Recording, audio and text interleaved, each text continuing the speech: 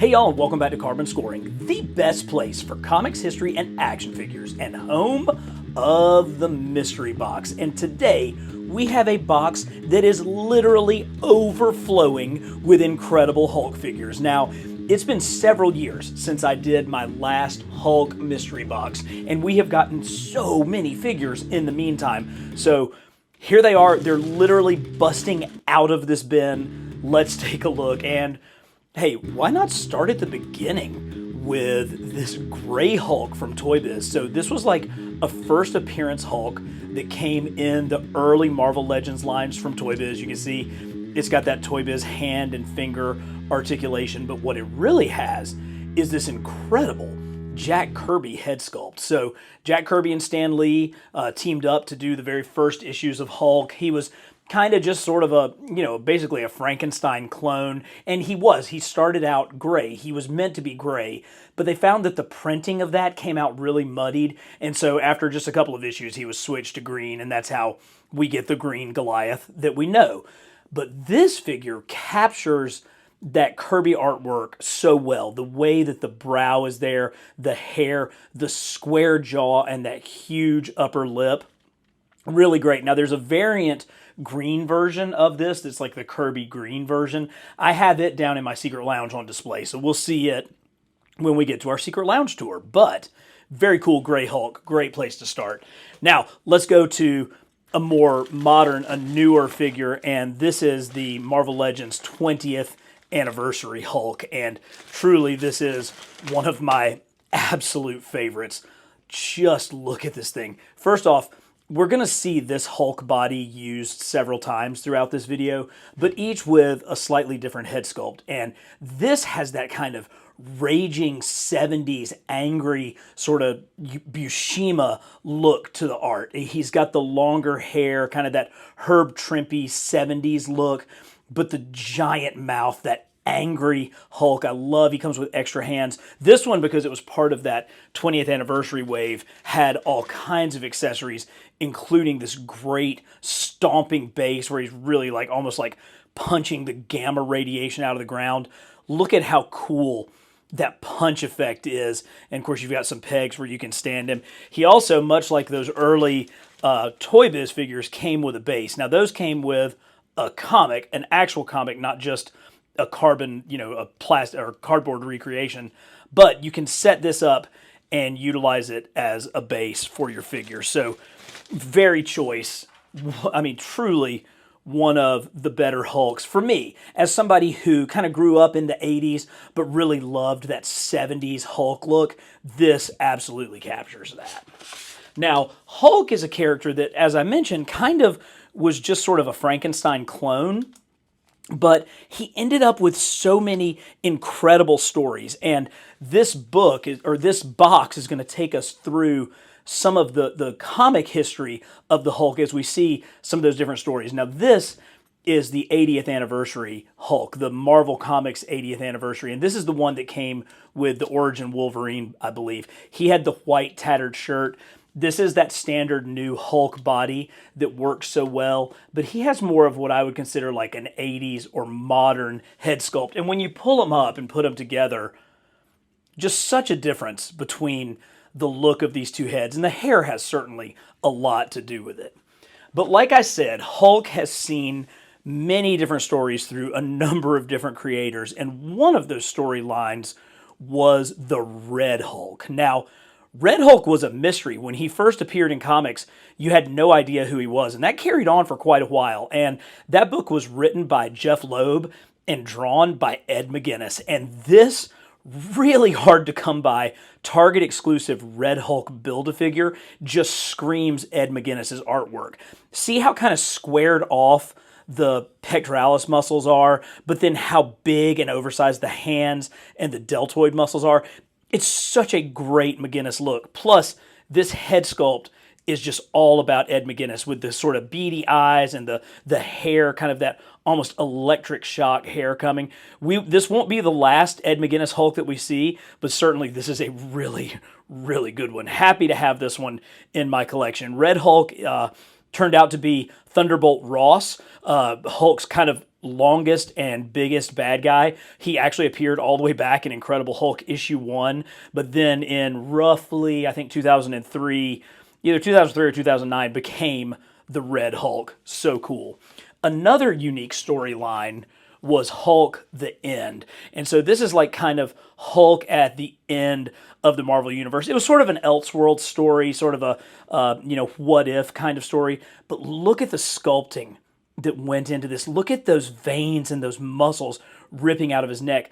I love how his flesh is peeling back, and you see that, and you see the muscles hiding underneath. Of course, this is an older Hulk. This is a Hulk from the end of time, so he has like a receding hairline of nothing but silver hair. So this is the End Hulk. I believe this one was part of the Fing Fang Foom Build-A-Series wave, which was like 2 separate waves that you had to collect all of the figures in order to get the Fing Fang Foom Build-A-Figure. Very, very cool.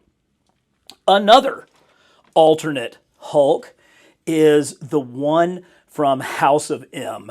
And I can't remember what the Hulk's name was in this. It may just be House of M Hulk, but you see a whole new sculpt. Now, this was one of Toy Biz's last 4 packs that they released before they lost the license to Hasbro, and they went all out. Hulk was like living in Australia, I believe, in like Aboriginal lands in the center of the country.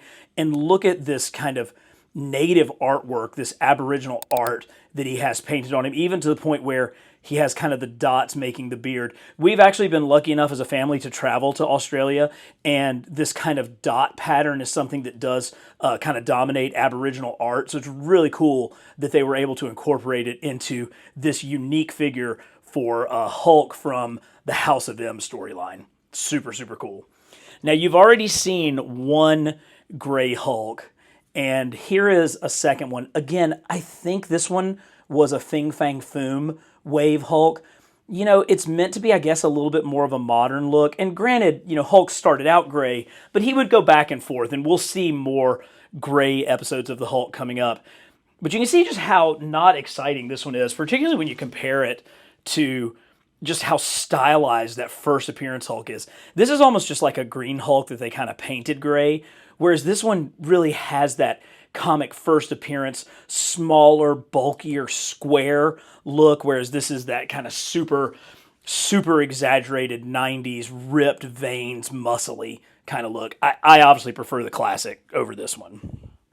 Now, another one that I'm not sure if this was, I don't think this was Fing Fang Foom, but this is definitely a Toy Biz Hulk. You can see it's got kind of the round. It could be early Hasbro. Let's see if I can read what it says. Made in China.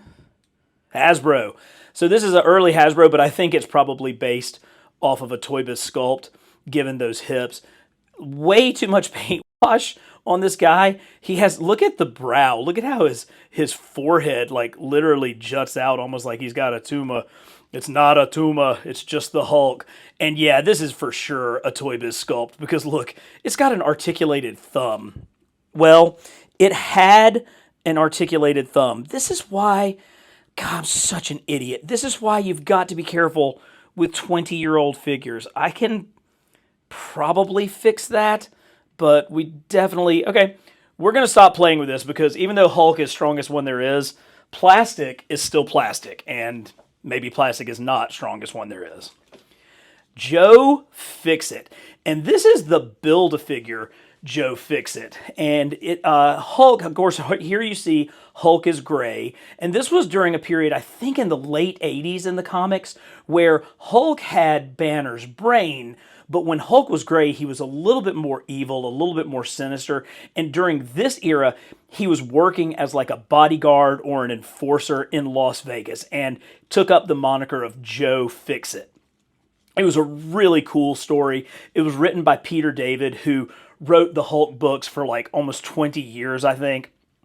And so they gave this to us as a Build-A-Figure and then fairly quickly replaced it with a deluxe figure, which I tell you what, why don't we take a look at it now? Because I think it's right here. So here's the Build-A-Figure. Here is the deluxe Hulk. And this one, I just think it's clearly a better figure.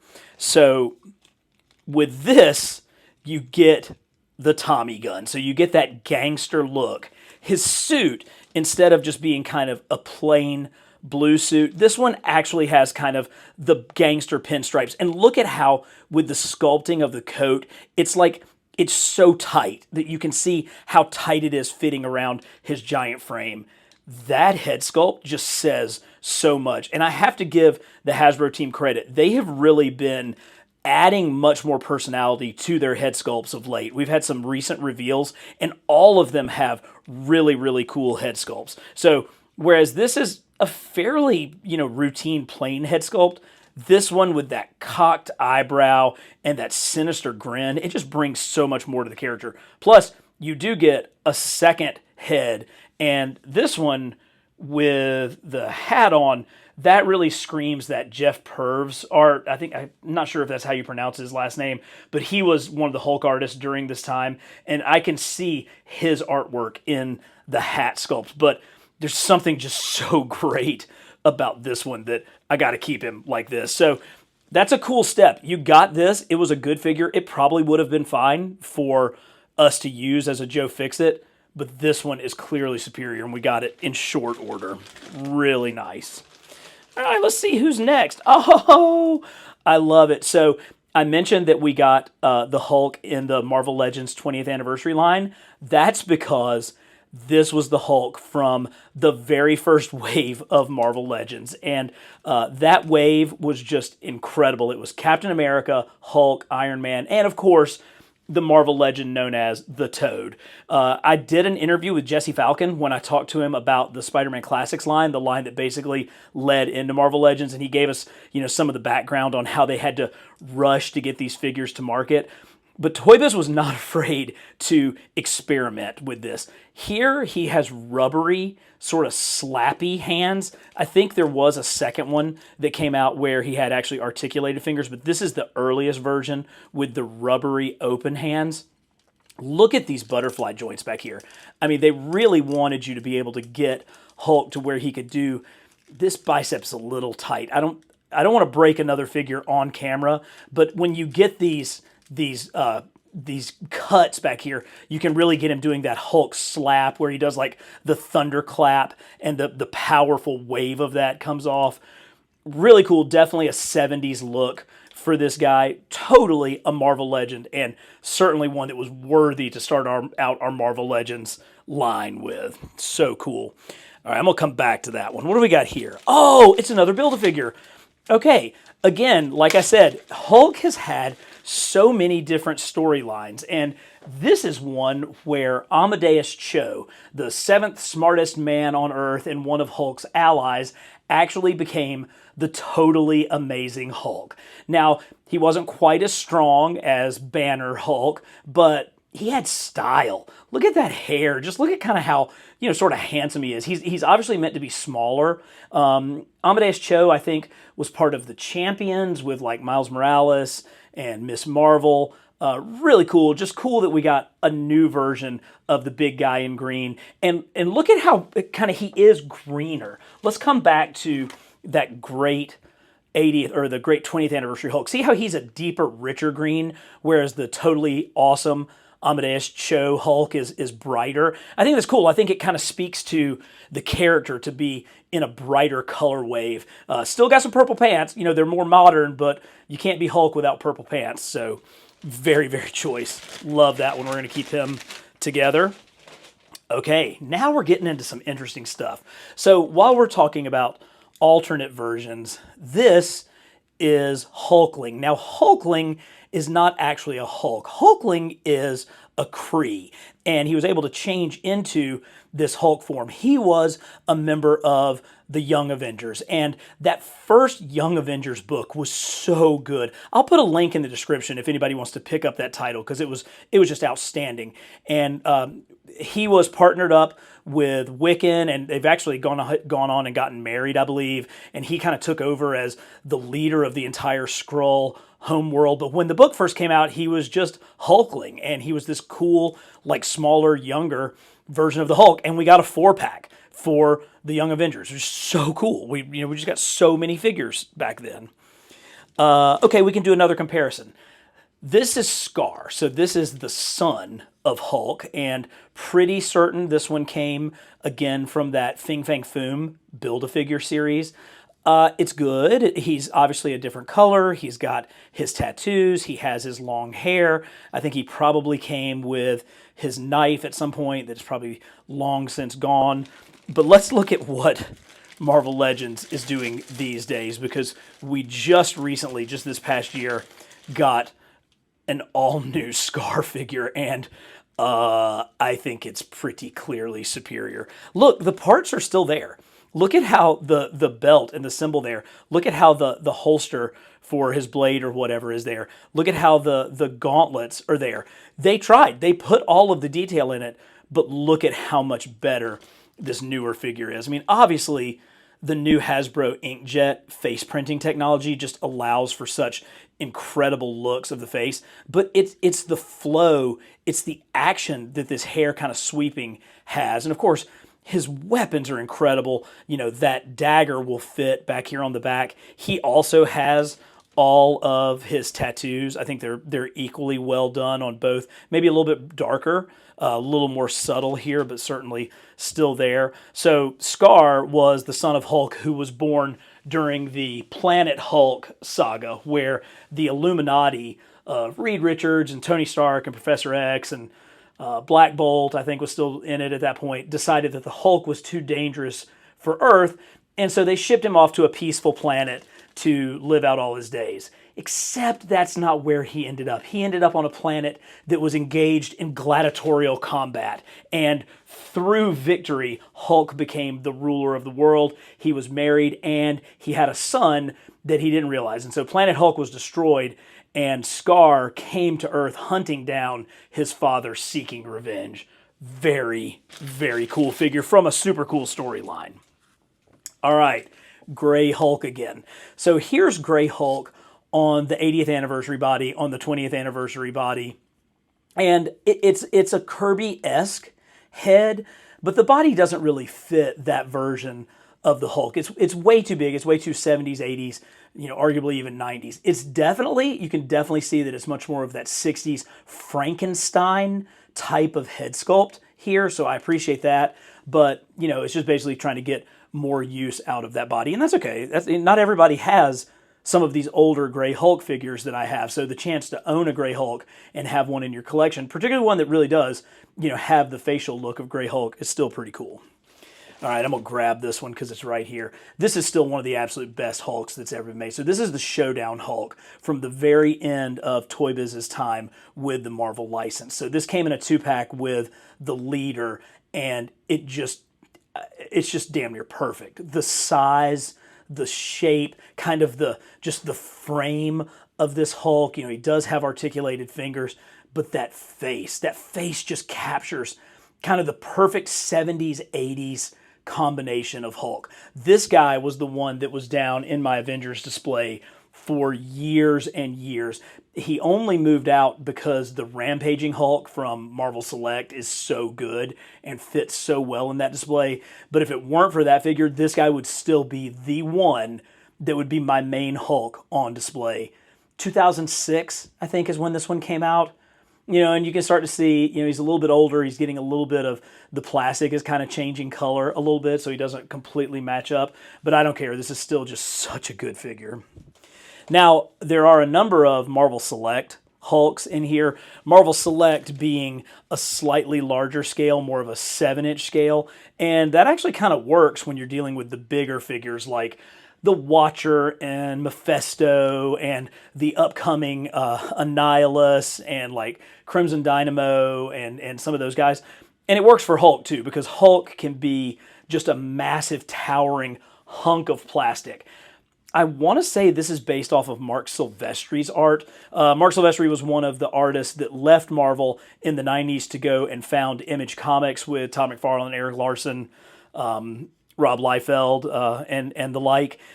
He formed the company Top Cow, which is probably best known for its Witchblade comics. But if you ask those guys who was the best true illustrator and storyteller out of all of the Image guys, they would have said Silvestri. So pretty cool that we got kind of a Silvestri version of the Hulk. There may be another one in here as we come through.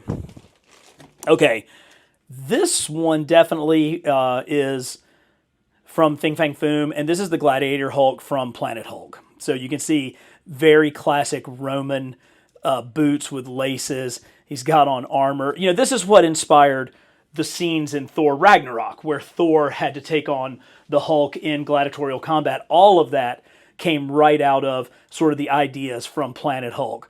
Earlier figure, I bet there's going to be another one in here pretty soon. I think this may have been in like a dedicated Hulk line.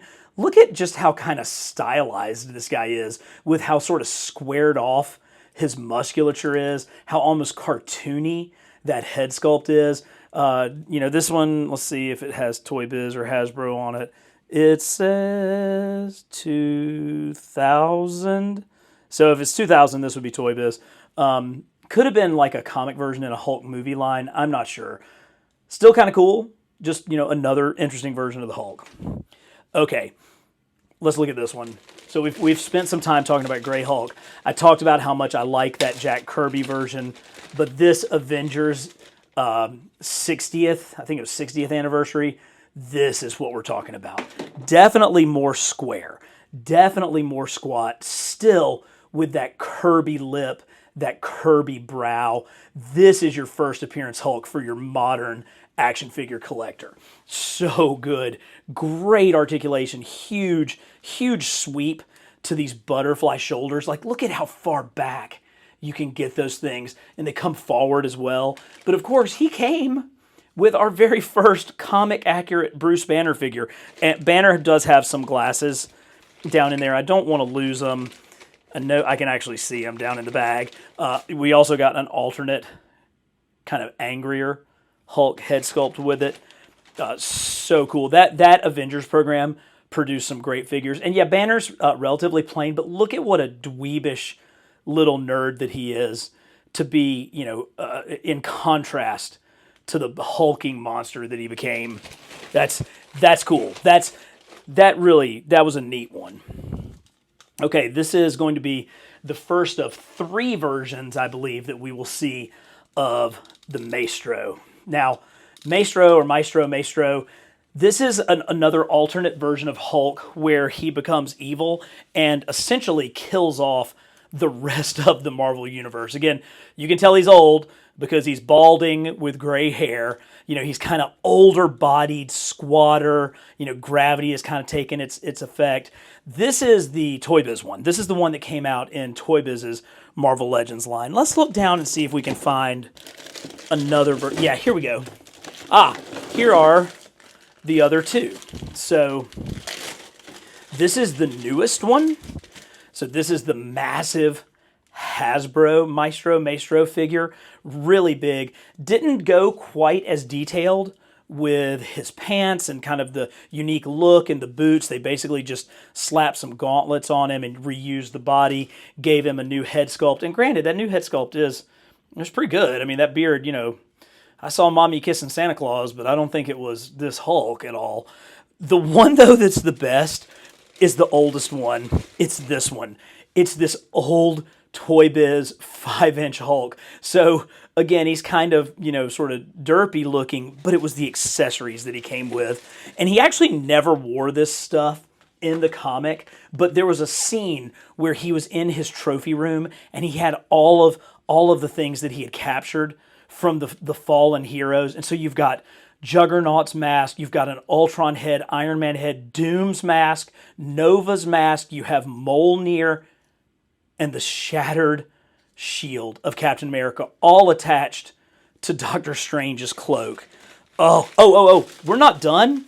No, because what would you wear on your forearm other than the adamantium skeleton of Wolverine? Yes, all of these accessories came with this version of Maestro. I don't want to break this stuff. Let's see.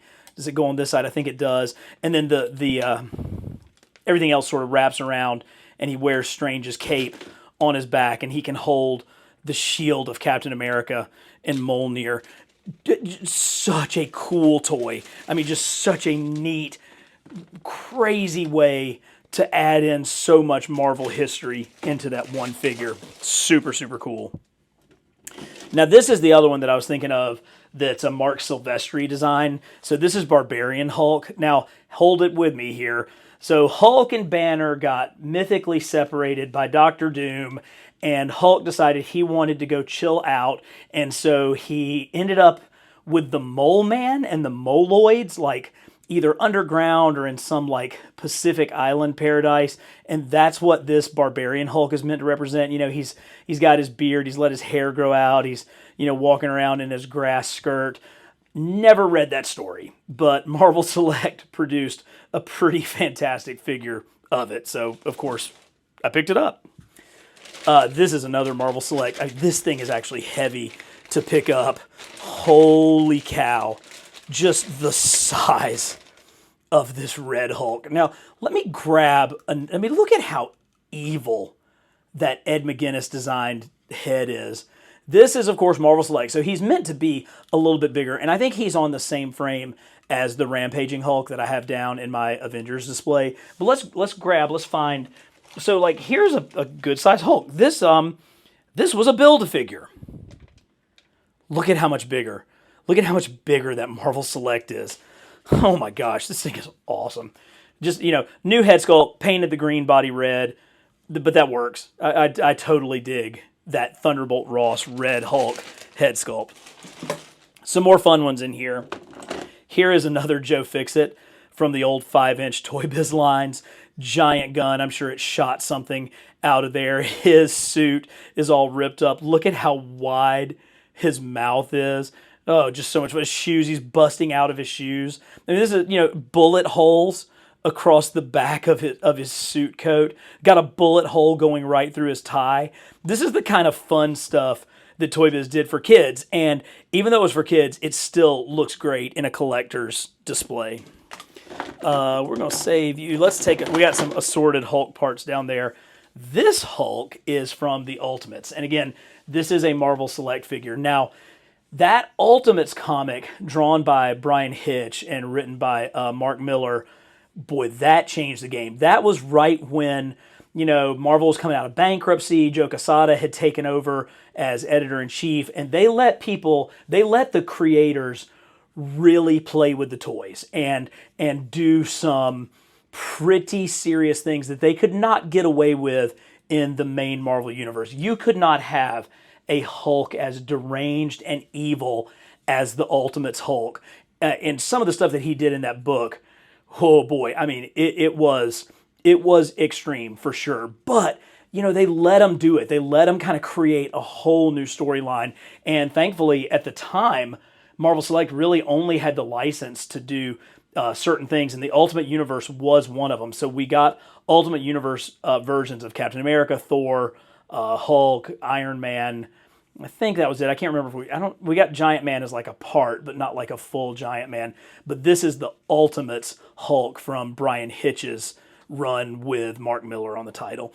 And then let's finish with arguably one of the coolest figures in here. I can't remember if this was an Amazon or a Walmart exclusive, but it's the Compound Hulk, the combination of Green Hulk and Red Hulk. And what happened was Zimnu, who we also got as a Build-A-Figure, you know, Red Hulk found a portal to another dimension and Zimnu came through it and he defeated the Red Hulk. But then the Impossible Man from Fantastic Four comics came and combined the Green and Red Hulk into the Composite Hulk, one of the strongest Hulks ever created. This absolutely should have been a DC story from the 1950s, but somehow it was a 2000s Ed McGuinness drawn Hulk story. I think it was written by Jeff Loeb. Just super fun, crazy stuff. And it makes for such a terrific action figure. So I appreciate you guys hanging around with me and watching this. You know, as always, we're coming to you every week with the best combination of comics history and action figures. So if this is the kind of thing that you enjoy, go ahead and click that like button. Tell us what you want to see next. And as always, subscribe to Carbon Scoring.